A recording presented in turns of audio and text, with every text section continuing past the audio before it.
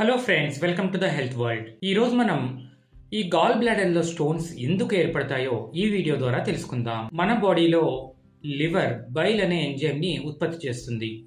ఈ బైల్ మనం ఏదైనా సరే ఫ్యాట్ తిన్నామనుకోండి, ఆ ఫ్యాట్ని చిన్న చిన్న ముక్కలుగా విడగొట్టి దాన్ని జీర్ణం చేయడంలో మనకు హెల్ప్ చేస్తూ ఉంటుంది.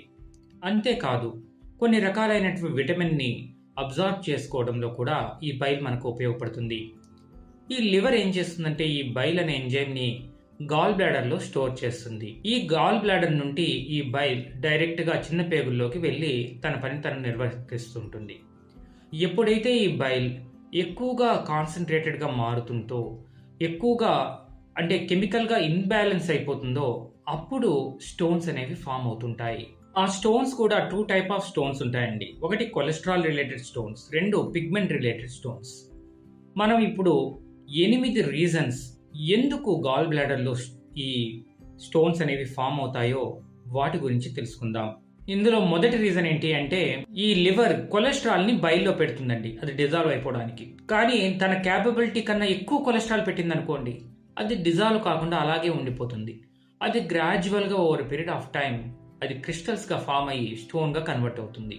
ఇక రెండవ రీజన్ ఏంటి అంటే ఈ గాల్ బ్లాడర్ పూర్తిగా ఎంటీ కాలేదనుకోండి, చాలా కాలం పాటు ఈ బైల్ అలాగే ఉండిపోయింది గాల్ బ్లాడర్లో, అది ఎక్కువగా కాన్సన్ట్రేటెడ్ అయ్యి క్రిస్టల్గా ఫామ్ అయ్యి స్టోన్స్గా కన్వర్ట్ అయిపోతుంది.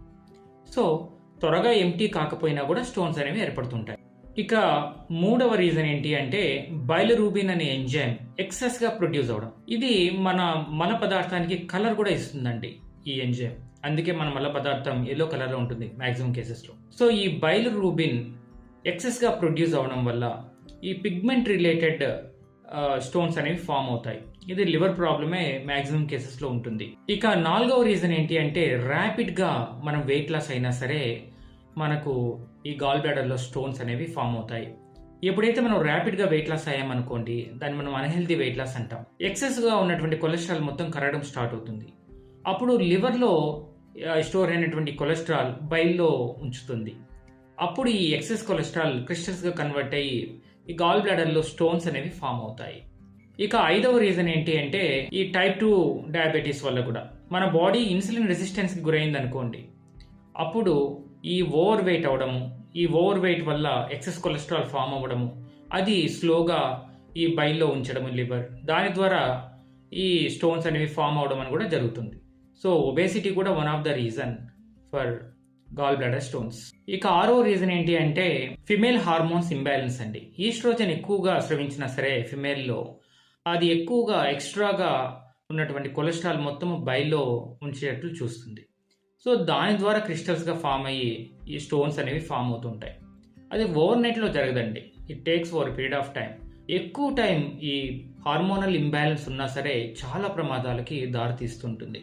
ఇక ఏడవ రీజన్ ఏంటి అంటే మన ఫ్యామిలీ హిస్టరీలో ఎవరికైనా సరే ఉన్నా సరే అది హెరిడిటీ పరంగా మనకు కూడా వచ్చే ఛాన్సెస్ ఉంటుంది. కాబట్టి ఈ హెరిడిటీ వల్ల కూడా రావచ్చు, లేదా ఏజ్ రిలేటెడ్ కూడా రావచ్చు.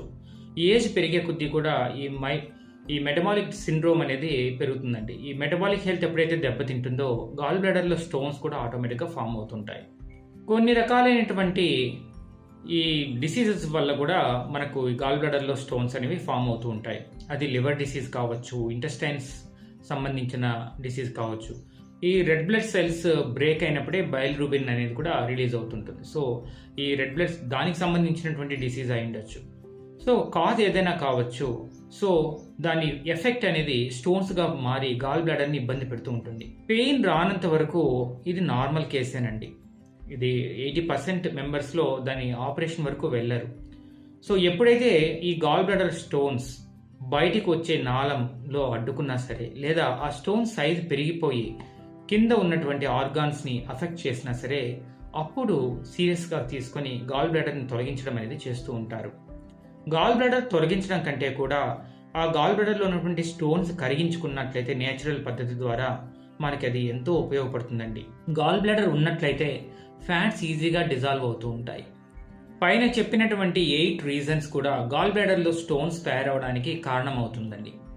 సో మనం న్యాచురల్గా మంచి హెల్దీ హ్యాబిట్స్ డెవలప్ చేసుకున్నట్లయితే ఖచ్చితంగా మనం ఈ గాల్ బ్లాడర్లో స్టోన్స్ని కరిగించేయచ్చు, లేదా బయటకి వచ్చి ఇంటెస్టైన్లో కలిసి మన మల పదార్థం ద్వారా బయటికి పంపించేయచ్చు. వెరీ రేర్ కేసెస్లో మాత్రమే అది పెయిన్ని దారితీసి మిగతా ఆర్గాన్స్ కూడా ఇబ్బంది పెడుతూ ఉంటుంది. సో ఈ ఇన్ఫర్మేషన్ మీకు నచ్చినట్లయితే మన ఛానల్ని సబ్స్క్రైబ్ చేసుకుని అందరికీ షేర్ చేయండి. Thank you.